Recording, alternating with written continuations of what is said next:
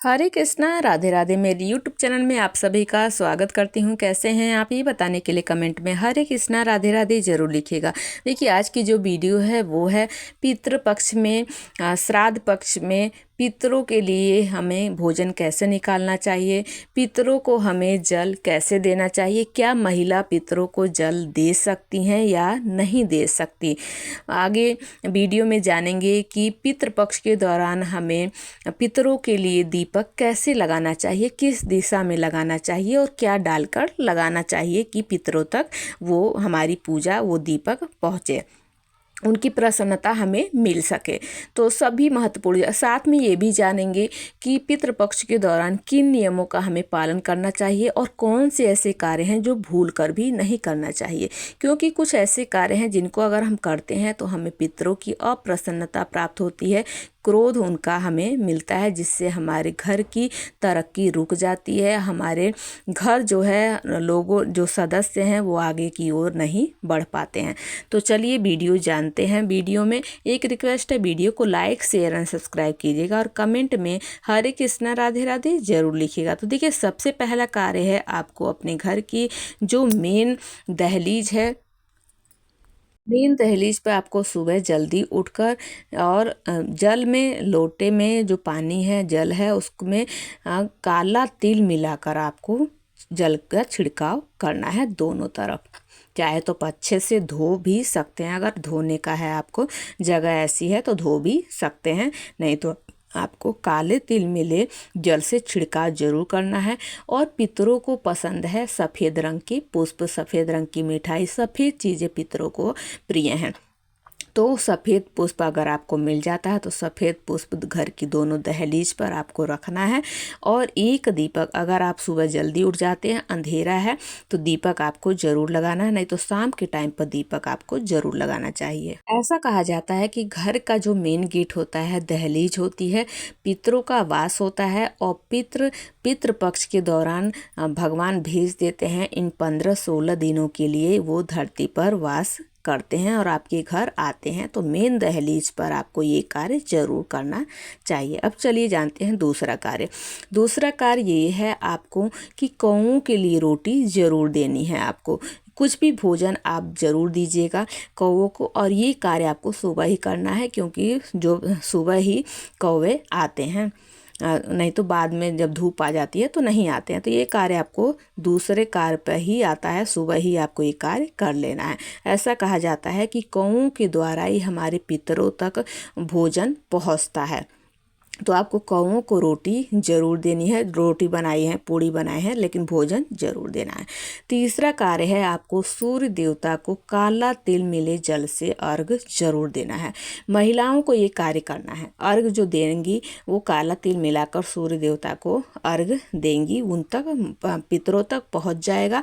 लेकिन अगर पुरुष जल दे रहे हैं तो पुरुषों को जल देने का तरीका अलग है। हाथ में आपको, पुरुष हैं तो कुश जरूर पहनना है, आपको कुश जरूर रखना है हाथ में। काला तेल, जौ, गाय का कच्चा दूध मिलाकर आपको दक्षिण मुखी होकर, अगर आप घर में दे रहे हैं तो कांसे के पात्र में या पीतल के पात्र में आपको अर्घ देना है, नहीं तो दक्षिण मुखी हो खड़े होकर आप ये जल पितरों का नाम स्मरण करते हुए, पितृभ्यो नमः का जाप करते हुए भी जल आपको देना चाहिए अगर आप पुरुष हैं। आपको चींटियों के लिए आटा और चीनी मिलाकर अन्न जरूर देना है। उसके बाद गाय को रोटी जरूर देनी है। उसके बाद हो जाती है शाम। शाम के टाइम पर आपको भगवान के आगे दीपक जरूर जलाना है, भगवान की पूजा जरूर करनी है, श्रीमद् भागवत का पाठ जरूर करना है, भगवान वासुदेव की मंत्रों का जाप जरूर करना है। उसके बाद शाम के टाइम पर पीपल पे दीपक जरूर जलाना है। सुबह के टाइम पर काला तिल, कच्चा दूध और मीठा मिलाकर आपको जल पीपल पे अगर दे सकते हैं तो रोज़ देना चाहिए। लेकिन दीपक आपको हो सके तो संभव जरूर जलाना चाहिए। और नहीं अगर रोज़ जा सकते तो तिथि जो आपकी पड़ती है आपके पितरों की, उस पर आपको जरूर जाना चाहिए दीपक और जल देने। के टाइम तुलसी माता को जल जरूर देना है, शाम के टाइम पर उनके आगे दीपक एक आपको जरूर जलाना है। फिर शाम के टाइम पर पितरों के निमित्त कैसे दीपक लगाना है वो भी चलिए वीडियो में दिखाती हूँ।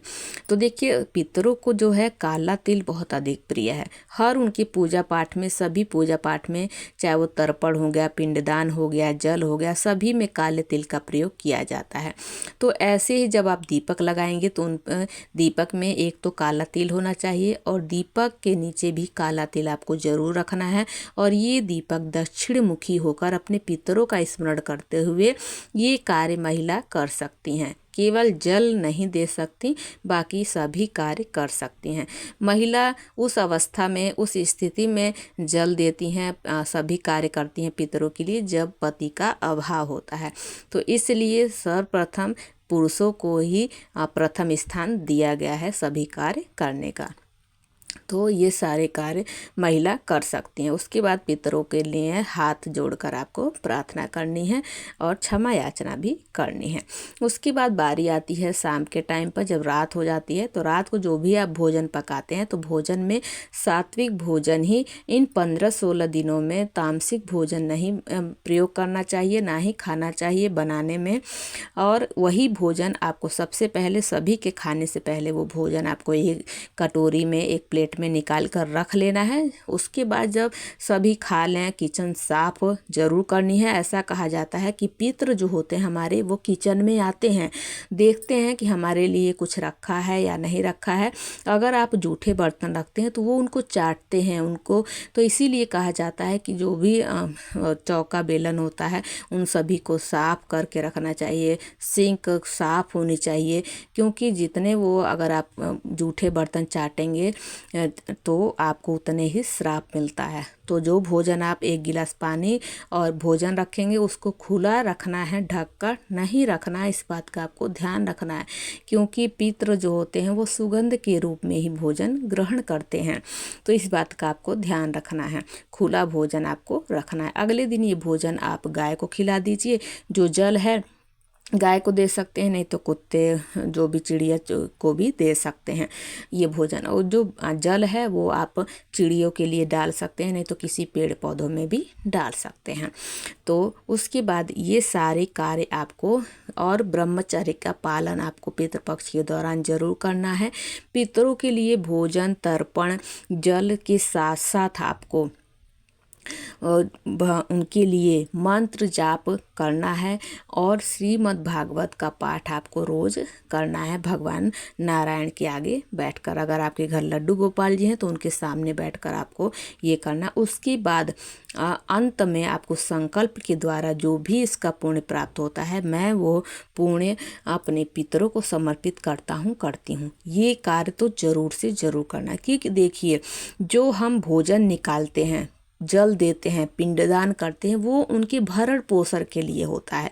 लेकिन जो हम मंत्र जाप करते हैं, उसको उनको समर्पित करते हैं, उसका पुण्य, हम भागवत का पाठ करते हैं, विष्णु सहस्त्र नाम का पाठ करते हैं, जो हम देवताओं का जो हम कार्य करते हैं, अगर वो उसका पुण्य समर्पित करते हैं तो वो मोक्ष को प्राप्त होते हैं। तो इसलिए अभी भोजन पानी के साथ साथ ये कार्य भी आपको जरूर करना चाहिए पितृपक्ष के दौरान। जो भी पुरुष पितरों को जल देते हैं उनको मांस, मदिरा, तामसिक भोजन से तो बिल्कुल ही दूर रहना चाहिए इन 15-16 दिनों में। तो उनको तो भूल कर भी ग्रहण नहीं करना चाहिए। वैसे तो घर में ही नहीं बनना चाहिए, लेकिन जो जल देते हैं पितरों को, उनको विशेष कर और उनको ब्रह्मचर्य का पालन जरूर करना चाहिए। इन नियमों, छोटे छोटे नियम हैं, इन नियमों का विशेष रूप से ध्यान रखना चाहिए।